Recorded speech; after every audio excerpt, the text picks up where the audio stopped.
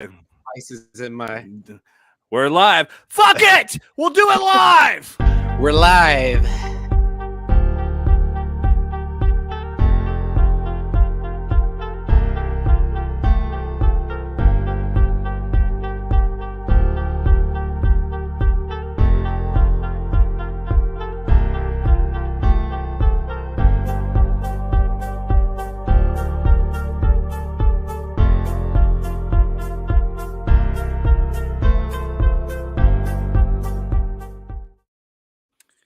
Rick Shue, Love Crew Politics. We are live on our YouTube channel, our Twitter handle, on Facebook. Obviously, if you're watching us, you know that. So why the fuck am I saying it to you? But anyway, Rick Shue, Love Crew Politics with my co-host.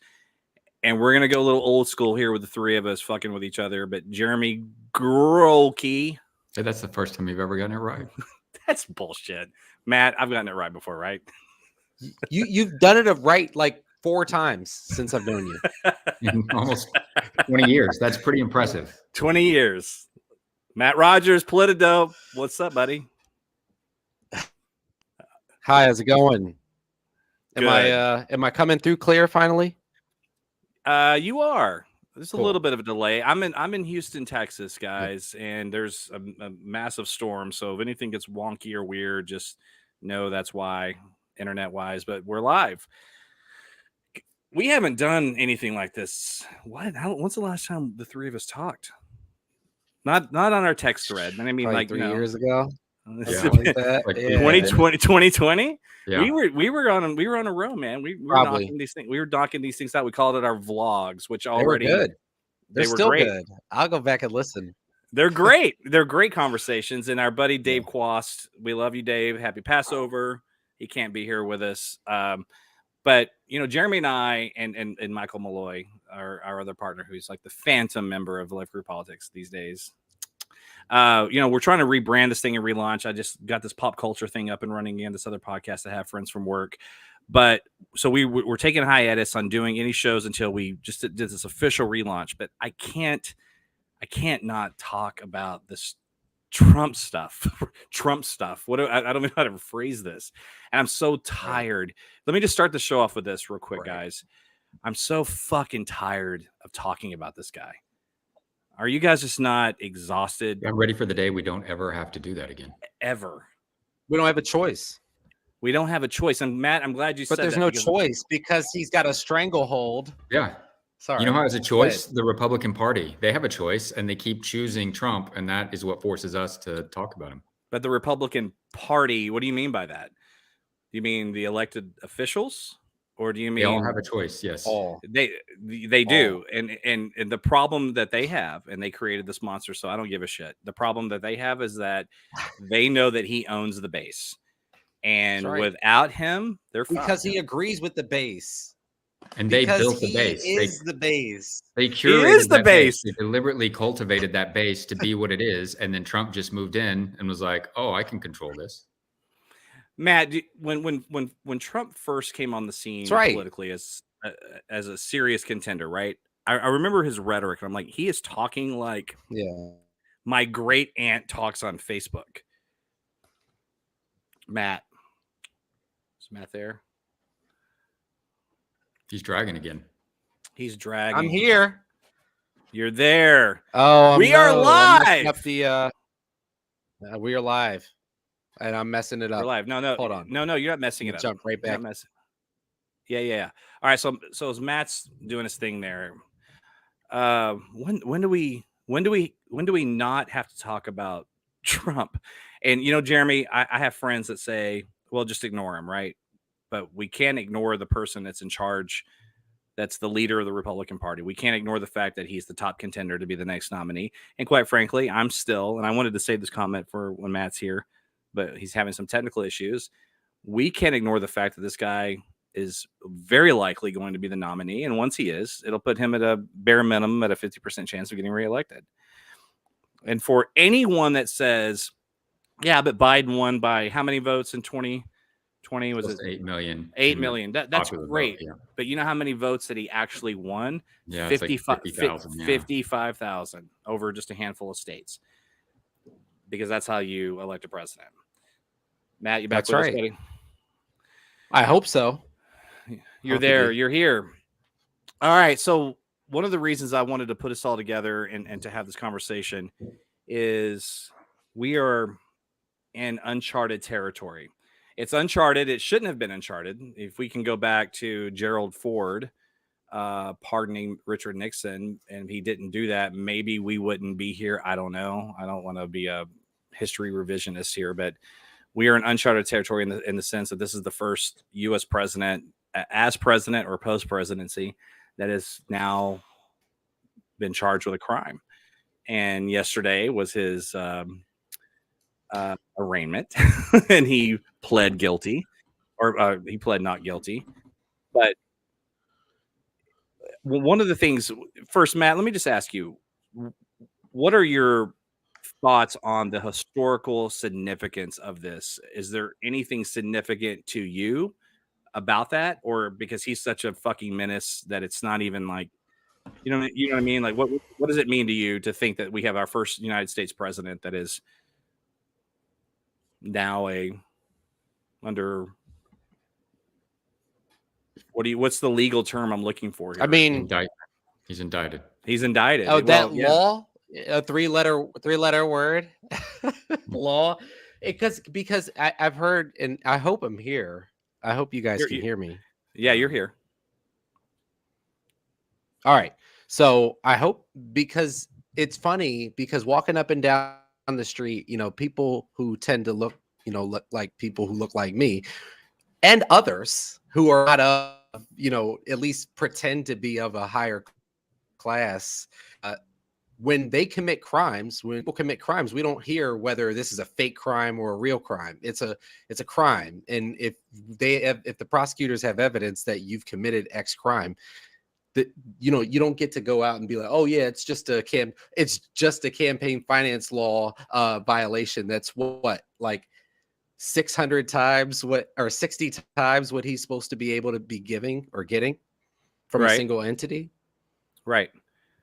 So there's a little bit of a delay here, but I'll make sure that I'm clear on what you're saying. So what you're saying, Matt, is everybody that's saying, well, if they can do this to Trump, then they can do this to you. Like, fuck you. Yeah, you're right. They absolutely can if I break the law. In fact, I would already be sitting in jail right now if I did what he did. So is that in essence kind of what you're saying? That, are you with us? Which thing? Yeah, absolutely. I mean, which thing? And it's like he's totally got the criminal intent on this, because he's like keeps having people go out and say like, oh yeah, he intended to do this, but he's allowed to do this, and this is the way that you can commit this crime, and it's okay. And it's just crazy. It's just crazy, and it's 100% politics. Like, people aren't really debating the merits of whether he violated X statute or not. It's really just a rallying cry for whatever side. It's unfortunate because there's real discussions to be had here about real, if the message is that we don't care about campaign finance law, that's the message that a lot of people are trying to send right now. If that's the message that's being received by a lot of people, that's dangerous. It's very dangerous. And I think part of the problem, Jeremy, I'm gonna give you the floor here, is that we as laymen, all of us that aren't, we're not in government, and two of us here at least are married to an attorney. Matt, is your wife an attorney? Are we all three married to lawyers? No, I'm not. No, I'm not. Right. But in government is when I'm not here, I do some things. You do some things. But my larger point is that people that think that they don't understand the ramifications of white collar crimes. It's like, what is this? It was just a hush payment. Like, no, listen, man, I know that you want this kind of layman smoking gun, but it doesn't exist in the situation, because these are felonies. There's 34 fucking felonies this guy's being charged with. And if it was any of us, we would already be sitting in jail. Jeremy, jump in here. What are your thoughts on this? Yeah, I mean, that's 100% true. He's not actually being charged for making a hush money payment. Correct. You can make a hush money payment. It's not illegal to cheat on your wife. It's not illegal false to business pay somebody records. to be quiet about it, right? He's falsifying business records. to cover up that hush money payment, and he's using the wrong funds to do it. And then he's falsifying business documents deliberately to cover up those payments so that people don't know what he did, right? And they've cited 2 other times that he did it. And it's really the falsification of those records, right? And ordinarily that could just be a misdemeanor. Falsifying business records can be just a misdemeanor. In order to elevate it to a felony, they have to prove intent that it was done in furtherance of a second crime. And that second crime in this instance, a lot of people were speculating was going to be, an attempt to defraud the election in 2016. But what it actually turns out is that it's a state tax law, right? He did it and ultimately didn't pay taxes on the money, used it as a deduction and all that sort of stuff. So you've got a second crime that's tied in, which is what elevates it to a felony. Well, and they say that the cover up is oftentimes worse than the crime. And that's what's going on here. That Giuliani admitted to 5 years ago. And Michael Cohen. And Michael Cohen, who's done time for this exact thing. Yep. Not a hypothetical, not. But Giuliani went on Hannity and was like, this is how we did it. Yeah. He was bragging about it. Right. Like quite literally bragging about it. So let me ask you guys, in terms of what we're dealing with here, what he's facing, and the ramifications in terms of having a former president who's not just a former president, but he's also the GOP frontrunner to be the 47th president, which is nauseating. By a wide margin. What's that? By a wide margin, he's the frontrunner. By a wide margin, he's going to be the nominee. My question is this, Matt, would you rather this have been the first indictment that is kind of getting the ball rolling on this? Would you rather this have been something more that has to do with 2020, January 6th, Georgia, et cetera, than this, that people can it's a little bit more tangible, they can get their heads wrapped around a little better?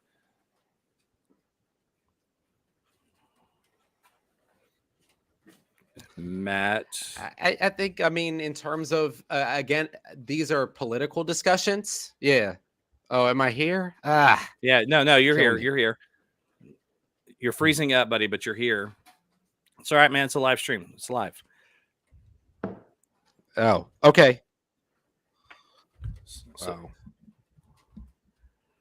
Yeah.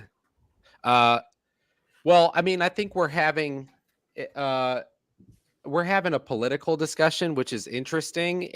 From a lay observer, that's interesting discussions to be had. But luckily, we don't live in a banana republic like the Republicans.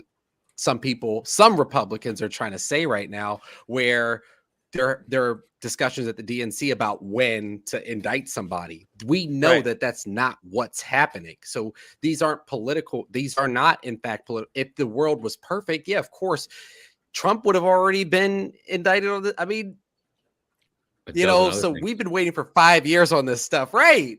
So sure. This is just how it works. This is how our judicial system works. And they are able to summon the requisite, votes on the grand jury when they can. I think I get it. It's a fair question to ask, but at the same time, it's kind of like, it's good because that's not how our system works, is my answer. No, and you're absolutely right. And I don't think that the political ramifications to be taken into account on any legal matter.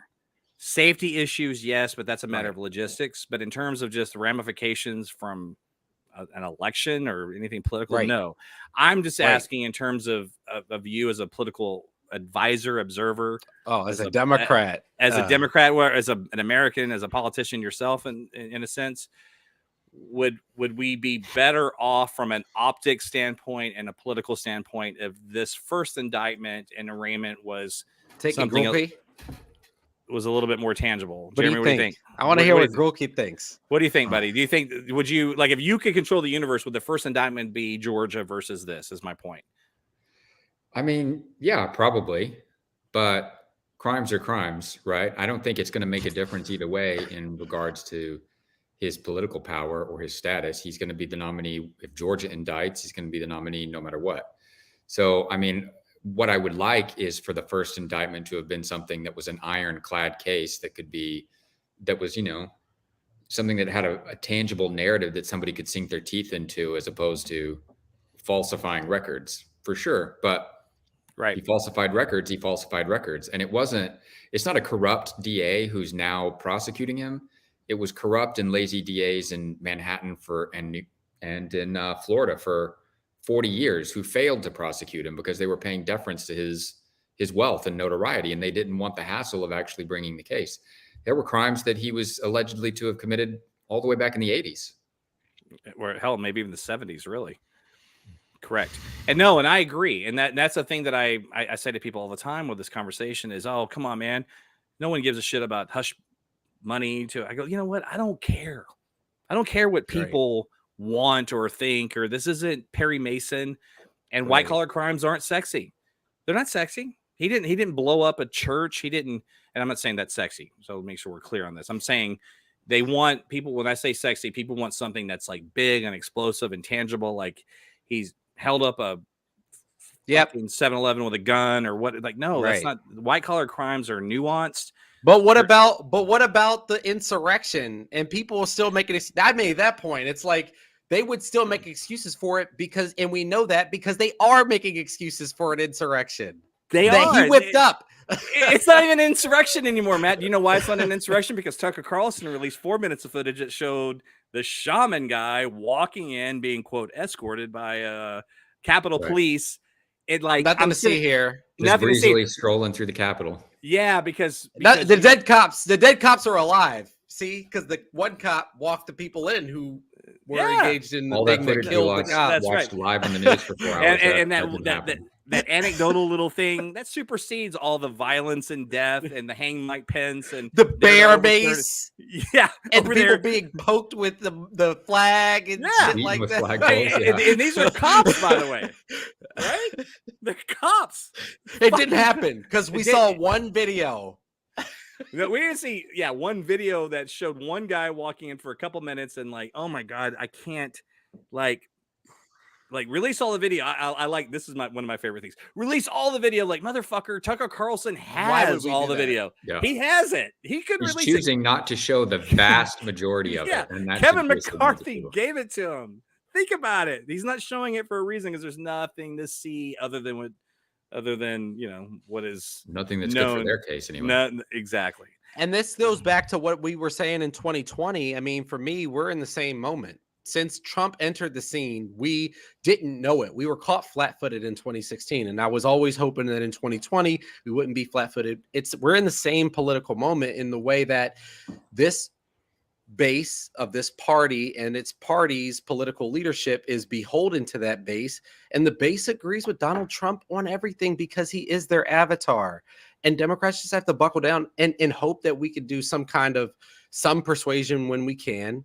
But largely, we just have to show out and beat them. This is math. We just have to do what we have to do. It's the same sport.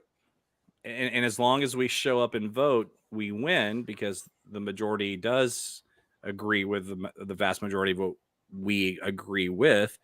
But the question is, and this is a little bit wonky of a segue, but it's live, so I don't care, is turnout, the election. I'm going to base off this with the notion that Trump is the nominee because let's face it, he's going to be right. Even if he faces criminal, he's facing criminal charges. But even if he's convicted, and by the way, what happens if he's elected and then this thing goes to trial in 2024, 25? Like, how does this work? I mean, like we're facing a potential truly constitutional crisis here. What happens? Because the trial doesn't stop, right? It's not like a judge ends this thing. I don't know because that's a DOJ rule. So I guess state courts could have indicted the sitting president because it's the DOJ's memo. Yeah. And it's just a memo. So it's not really a rule or a law. It's just something that they abide by because that should have already been rescinded. Yeah. Right. To your point, should have already been rescinded. Before this, way before this. It's mind blowing because here's the deal. It's as we know, it's not just this. There's Georgia. There's January 6th. There's all the things that surround 2020. he's in a world of shit. Mike Pence today is going to be talking to a grand jury. Like, Well, he's this not is going to say anything. What's that? He's not going to say anything. Probably Oh, not, no. but it may. But I don't know, man. Political aspirations can go a long way. At some point, somebody has to think He could say something without totally, Judasing Trump. He just has to verify a fact or two in there. That could be the whole ball game. And that's right. He's not gonna do that. But Jeremy, to be fair, and I'm not defending Mike Pence. Everybody's like, well, if it wasn't for Mike Pence, democracy would have collapsed. Like, remember that Chris Rock bit? It's like people sometimes just want credit for shit they're supposed to do or whatever that whole thing is. Like, it reminds me of this. Like, he was supposed to not let an American election get stolen. Like, is that our barometer now that we're going to applaud? He just did his job. Yeah, we're going to applaud the vice president for. It's like, man, I had a really good waiter. Best waiter I've ever had. They refilled my tea. It's like, right, because that's what they're supposed to do. You know what I mean? Like, it just seems so almost innocuous. Like, of course he was supposed to stop an election from being stolen. He's an American citizen. B, he's the vice president of the United States. But no, he's not supposed to stop it from being stolen. He's just supposed to not steal it. Like, okay, fair enough. Right. He did the bare minimum of his job, is my point. Right. So there's a lot of things that are rolling in that direction. So what transpires, what happens? I don't know. I have no idea. What do you guys think? Like, what are we looking at here? We've got, this is what, as we're speaking right now, this is April 2023. The election is next November. This all really ramps up here in the next. When does this truly really ramp up? We've seen this movie before, though. We've seen this movie before, and it's very scary. It's a scary movie. But the Trump crew keeps losing. 18, 20, 22. Yeah. I mean, not last night, but the night before last with the Supreme Court in Wisconsin. Right. It was a huge win. That doesn't mean he's not going to get reelected, though. No, it's not. It's not just positive. Exactly. I mean, you still have to, just like my Eagles had to show up and beat the Cowboys. I mean, you got to show up and do it. You don't just get to roll out of the bed because you have the better roster. I'm not going down the better offense, defense, pass rusher, quarterback, running back, wide receiver. By the way, I listened to your podcast. It was really inspiring to hear you praise the Cowboys, and Ezekiel Elliott was very underrated and didn't have the right platform. You were saying he didn't have the right platform. He had the best offensive line in the league for 3 years. I'm bullshitting. He didn't say that. You're bad at it. I have given the Cowboys some credit, though. I always say that this is not a sports podcast, but I always do say that the Cowboys every year they load up and give themselves one of the best rosters in the league. That's a fact. So, man, you should have been a Cowboys. Man, you should have been a Cowboys fan in the early to mid 90s. Man, it was glorious. But anyway, moving on. Floppy disk time.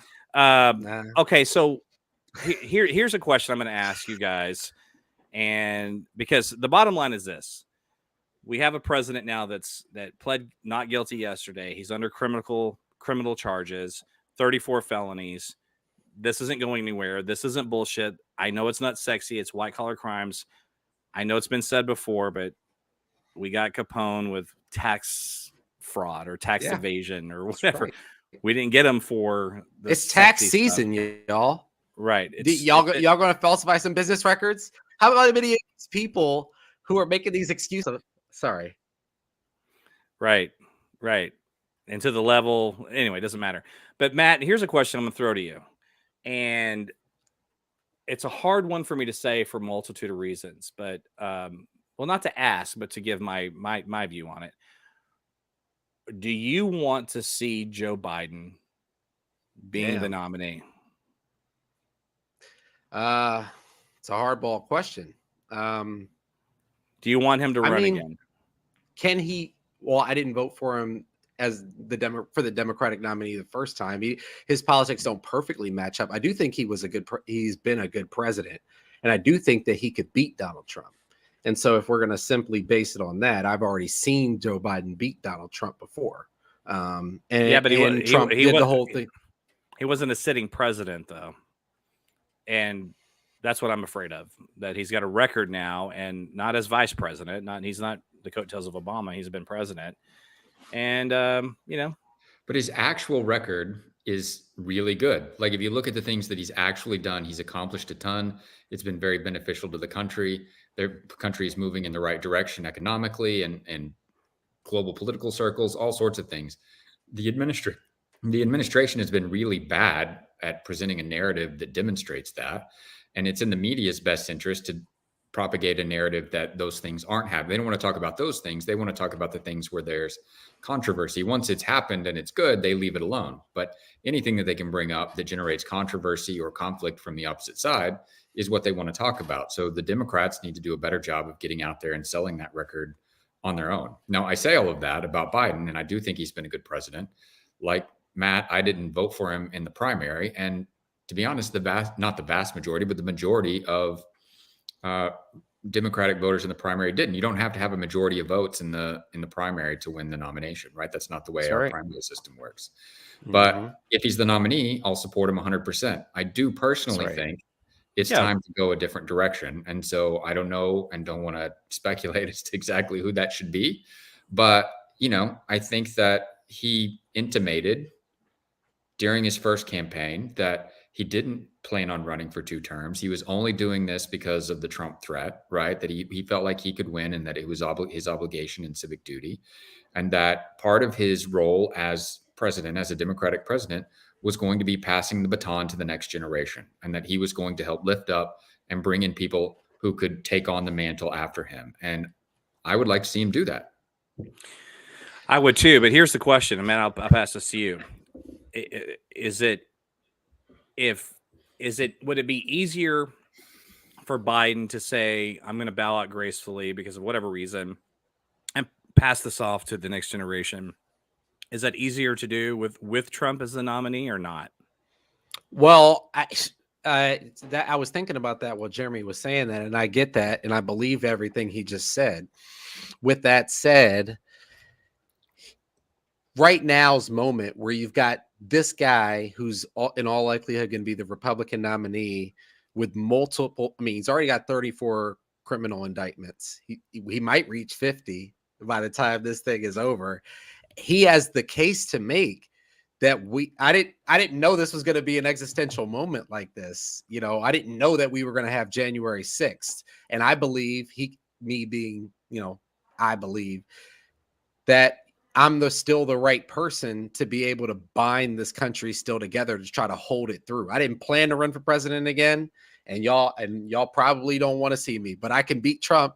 That's what he's going to say. It's just the ego of power. All of a sudden he's in power. Nobody wants to let go of it once they're there. I think that absolutely. If he runs again, he gets 100% of my support. Of course. I'd be more than happy to see somebody else run. Who would you want to see run? Who would I want to see run? I told you I didn't really want to talk about that because there are just too many. There are too many options, right? Like I could. That's right. You have the Castro brothers. Kamala is not a bad choice. I love Pete Buttigieg. He gets a bad rap in the media and Wes Moore. I've heard Wes Moore before. Wes Moore would be a good candidate. You could make a ticket out of 2 out of that 6 right there, and you'd be in pretty good shape, I think. I know that you don't want this, but when I think about your governor in California, and the reason that, well, first of all, he's remarkable. I'm a huge fan, but he would drive Trump fucking crazy. Do you know why? Because he's taller, he's younger, he's better looking, and he's just so driven by his ego. It was just that's one of the reasons I'm convinced that he hates Obama the way he does. He also used to date Kimberly Guilfoyle. He was married to her. Yeah. And I'm like, not only do I want Gavin Newsom to be the governor of California, I don't need him to be president. He'd be a great president. But I would love to see the actual California debate and California's real record and the real narrative about California be presented on the national stage in an accurate light. I do too. I agree. 90% of Republicans think is happening here, because it's like opposite world when you look at Fox News. When I go back to Texas to visit my family and they're telling me what's happening in California, and I'm like, no, that's not what's happening in California. And then you show them the actual data, the actual facts, the economic stuff, the housing stuff, all of that. And they're like, well, whatever. It's a failed state. Yeah. It's the 5th largest economy in the world with 13% of all US GDP coming out of this state. It's the number one economic producer for the country. It's the number one agricultural producer for the country. We have a higher per capita GDP than Texas. It's almost double what Florida's per capita GDP is. Honestly, if you took California and New York out of the US would lose 25% of its GDP, right? But these are the states that Republicans think are the takers, that they're bringing the country down, that they're failed states, that nobody wants to live there. I can tell you that I didn't pay what I paid for my house because nobody wants to live here, right? Housing is expensive here, but that's because we literally can't build housing fast enough for everybody who wants to be here. It's supply and demand. Yeah, these stories you hear about fleeing the state, like it's just not what people think. It's not. And you have businesses like with Toyota, for instance, leaves San Diego, comes to Plano, Texas, North Dallas suburb, whatever. Fine. That's anecdotal. All they did was move their headquarters. That's right. So that they didn't have to pay taxes. That's right. They still employ people in California. That's Tesla right. still employs people in California. More people in California than they employ in Texas. They just moved to Texas so they didn't have to pay state income taxes on their corporate income. Correct. So anyway, back to this conversation in terms of a president. I don't know what the answer here is, guys. I'm nervous about Biden running again. I don't like any ism. I don't like racism. I don't like sexism. I don't like ageism. So I want to tread lightly here. It's just the fact that is his age an issue, and somebody can say, well, Trump is 3 years younger. That's it. True, but he's not. He's Biden he's aged a lot. I mean, he has, and God bless him. I mean, the job ages you for sure. Of course, I wouldn't expect it. If you guys are betting people, don't bet it. Biden that I told you guys about. Don't bet on what? What do you mean specifically? If I had to guess, he's running. Oh, he's running. Yeah. Well, listen, I think, running. and here's what I would say is that with Trump basically being at this point, a lot of things can happen. I get it, but this is a whole new world because MAGA.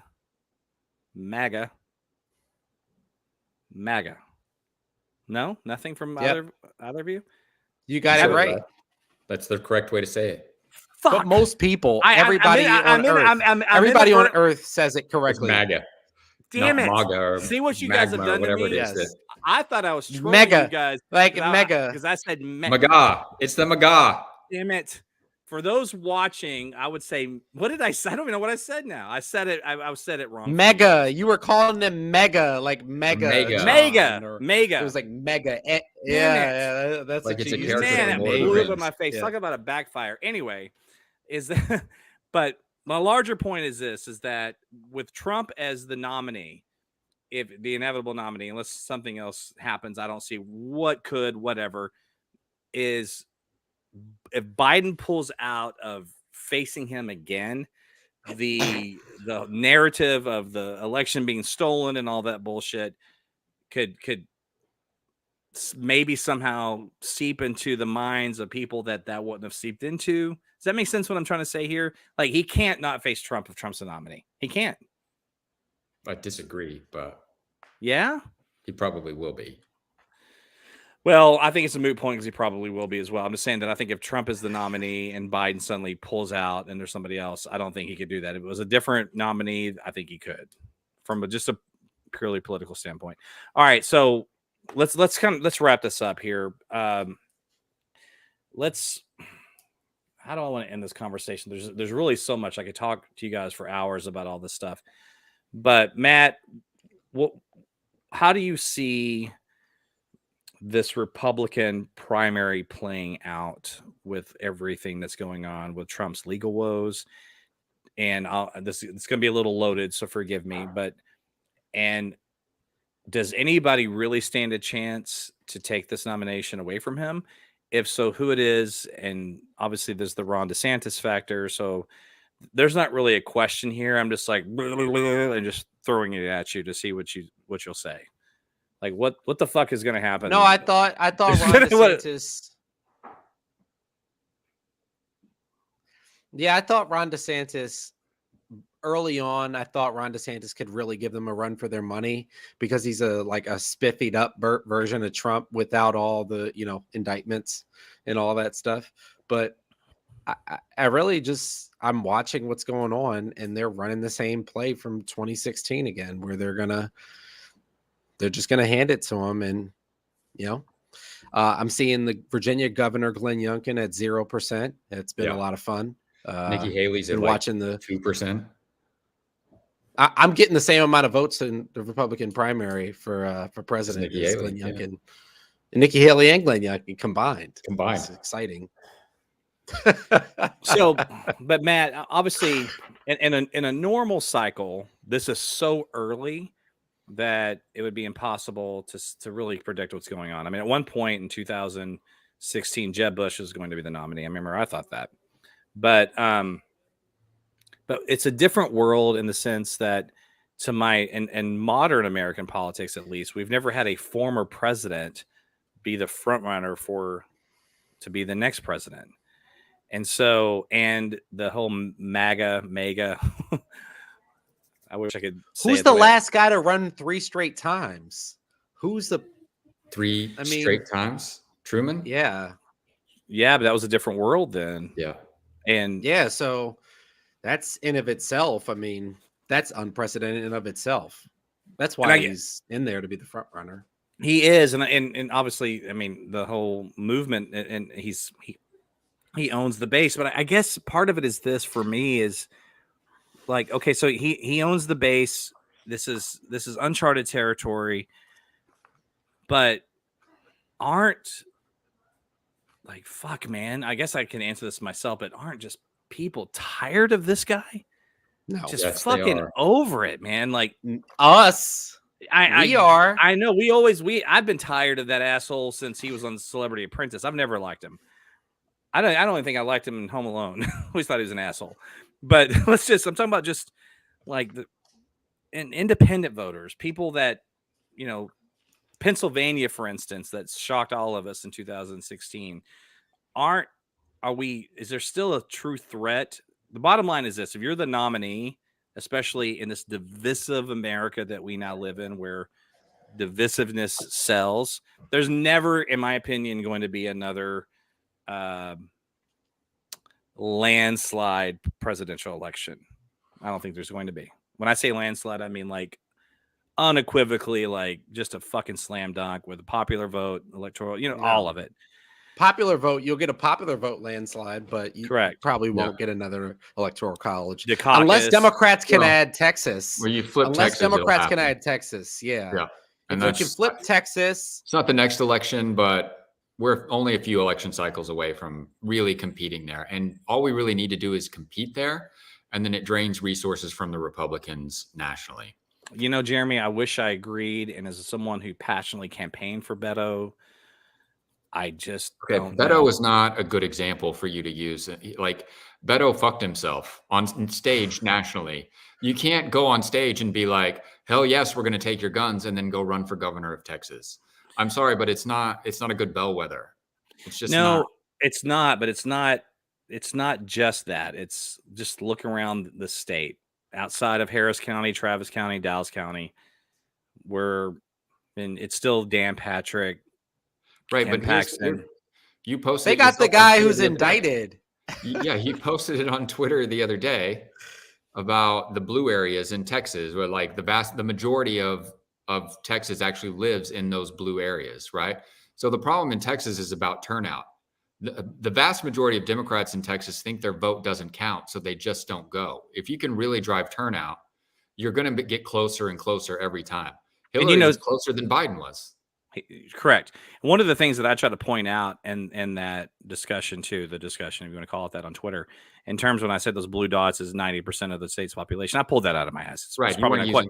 That's why. Yeah, it's not really 90%, but it's a big number.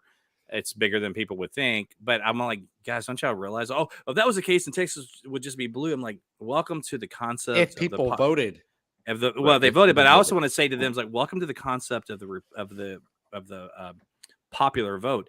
And those blue dots, there are still millions of Republicans, right? Yeah. There's millions of Republicans in those blue dots. Totally. So, like, that's a conversation for another day. But I'm a huge, passionate proponent for Well, popular here's vote. what I'll say about, the current environment of divisiveness and whether or not people are tired of it, and Trump being the de facto nominee. And that's that I do think people are tired of divisiveness. I think independents, especially, I can't imagine Trump doing better with independents in 2024 than he did in 2020. And he can't win without winning independents. And the second thing is that if you look back at the elections since, pretty much 1980, at no time has the nominee for a party who was the de facto nominee won the election, right? The only time a party wins is if it's the incumbent, or if somebody comes from, they surge and they gain a lot of popular momentum, and they take out the person who was intended to be the de facto nominee, right? I can show you, especially in the Democratic Party, right? Al Gore was the de facto nominee, right? He lost. Hillary was the de facto nominee when Obama became president.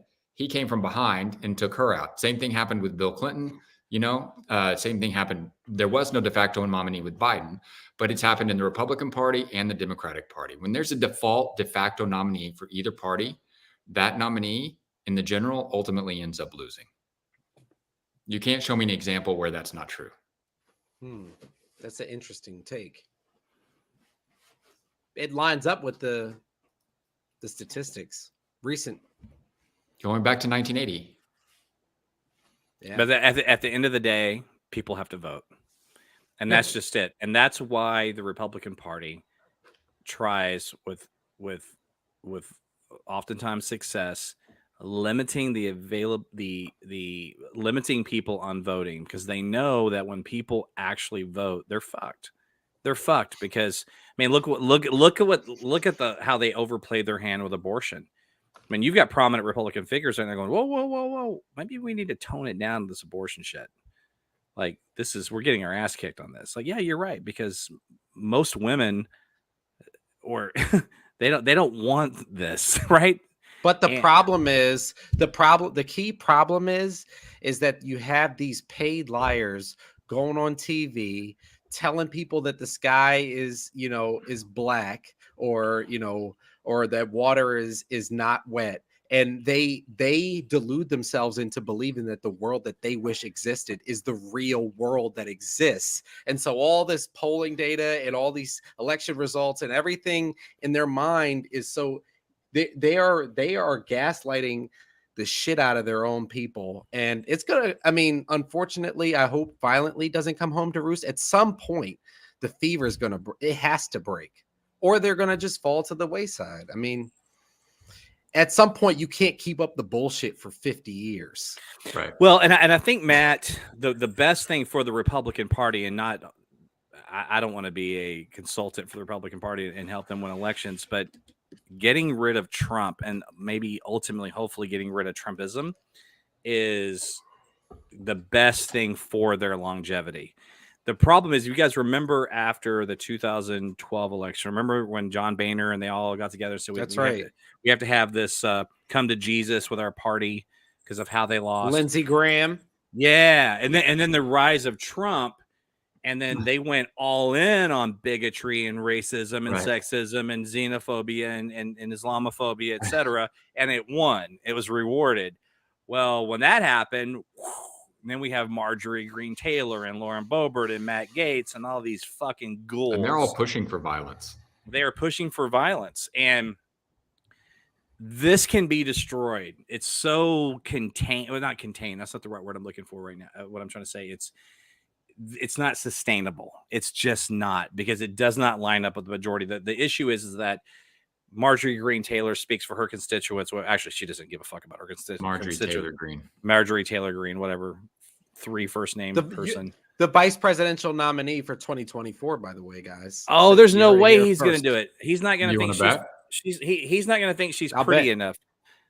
He's not going to think she's hot enough. That's going to be Trump's issue with her, I bet. Given, but he's still going to have to go with Marge. Imagine, I am appalled by the fact that 60 Minutes gave her a platform, by the way. And I am all for speaking to people. I've had people on our podcast here that were Trump supporters, and I think it's healthy to have a conversation with people. And sometimes it's healthy to put a spotlight on crazy. But there's a world of a difference in doing something like that with a eye doctor and Staten Island, wherever that guy lived that I talked to, versus having a seasoned veteran like Leslie Stahl interview this vile woman and not even push back. That woman called myself, my friends, including you guys, my wife, our friends, pedophiles. And her response to that was, wow, that's it. And it elevated it. And I don't want to get into a conversation. Just whitewashes it. Just whitewashes what is being said. And so that stuff gets normalized. And yep. All they did was normalize her.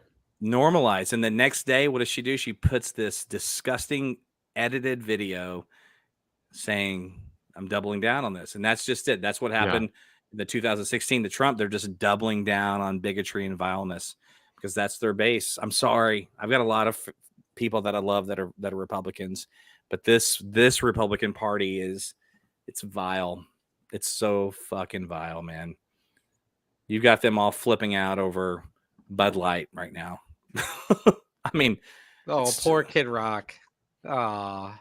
And by the way, I did a little research on this. So Bud Light has a history of this. In 2018, they had a rainbow bottled Bud Light for Gay Pride Month. Yeah, it's like this is nothing even new. Stuff. No one cared then because the culture war thing is really good ratings, and Trump proved that. That's why he went to war with the Packers. That's why he went to war with The View. That's why he went to war with, he was harder on Whoopi Goldberg than he was.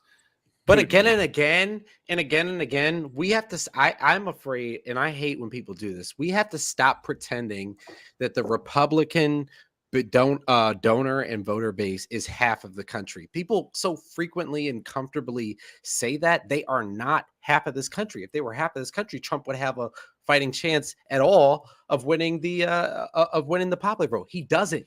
Nobody even last time when we were talking in the run up to 2020, nobody was thinking that he would really get more votes. And so, this idea that Trump is actually winning these things, he's actually not. Most people aren't actually riding with him. So when these brands come out on the other side of him, they end up winning.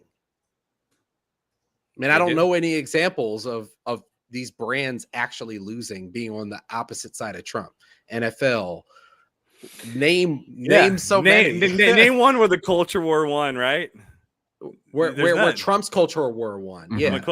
Right. Yeah. Thank you for that clarification because my pillow, that's the Texan comes at me when I say that. Hello? By the way, Pillow. I'm very subconscious. I'm not saying it again. Pillow. But my Pillow, that tanked, right? So sometimes that pendulum does swing the right way. All right, so let's get out of here. But I want to, Matt, I want to give you the floor and kind of tell us what the hell's going on with you. But just real quick, rapid fire, just question, yes, no, or whatever the fuck you guys want to say. I don't care. Matt, what? Yes, no.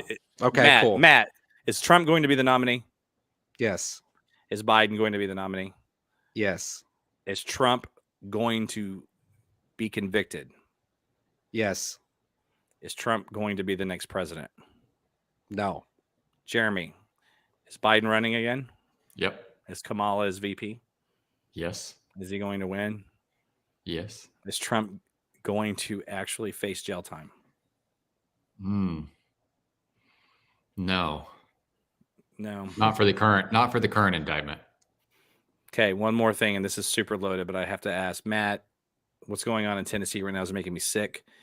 Are we ever going to see gun reform in this country that actually can have an impact on the carnage? It has to be federal. We have to have, and we've got to nuke the filibuster. If not, no. Period. We see gun reform all the time. It's just the reform we see puts more guns in more hands.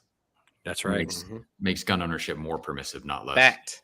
that is a fact. All right, Matt. So what's first of all, I've missed this. We were doing these a lot in 2019 and 20, and I'd like to keep these going. Jeremy and I are going to. We've been trying to rebrand this thing for a little while. This personal life for both of us and whatnot. But like I said, we just had to get something up on this. But regardless of all that, whether it's under the Left Crew Politics umbrella or our new name, let's do this again soon. But what's going on with you? What's going on with your political ambitions? Anything you can talk about? I mean, as far as political ambitions, what I realized through my campaign is that I had already stored up so much goodwill and work and stuff that, a title really wouldn't have defined me anyways. And so political ambitions, that's an interesting discussion. People have thrown my name into different discussions. I'm not really focused on that at the moment. I'm really enjoying life. I mean, I'm a dad. It's more exciting than I could have imagined. It gets more exciting all the time. I mean, he's doing great things and just a spark in his face. He's just the smartest little kid, I feel like. But that's kind of fatherhood, and I feel that if I had been received the recognition I was looking for as a candidate, then maybe I wouldn't have had the time to spend that I do. And that I appreciate it. And so I still have my voice, and I still put stuff out there and try to make the world a better place. But the titles are cool, but a lot of people who've done a lot of cool shit haven't been elected. So I would say people who are support what I do, why don't y'all go run? Why don't y'all? What are y'all doing? Yeah, right. Well, as long as you're above ground and breathing, I'm trying to retire in 5 years. That's what I'm trying to do. Well, do it then. As long as you're above ground and breathing, man, the world's a better place, my friend. I'll say this. I've personally, I got a friend, Philip Kingston. Philip, if you're watching or listening, he was Dallas City Councilman for years. I've campaigned for him. Good friend of mine. He's a good lawyer too. Anyway, he among some other people have encouraged me over the years to try to run for public office. I never thought I could. I did a lot of dirtbag shit when I was growing up in high school and whatever. I'm from Mesquite, Texas, man. I can't. And then someone like Trump gets elected president. Well, fuck it. Exactly. Maybe who doesn't do dumb shit when you're young? Maybe that's the one. Seriously. Yeah, but I was doing dumb shit when I was 23 too. To be fair, but regardless, that's still young. Your still brain young. is not fully formed yet. But now you got Lauren. 23-year-olds. You don't know what you think you know. Now you got Lauren Boebert, who's a criminal on her, and that's just a whole different world.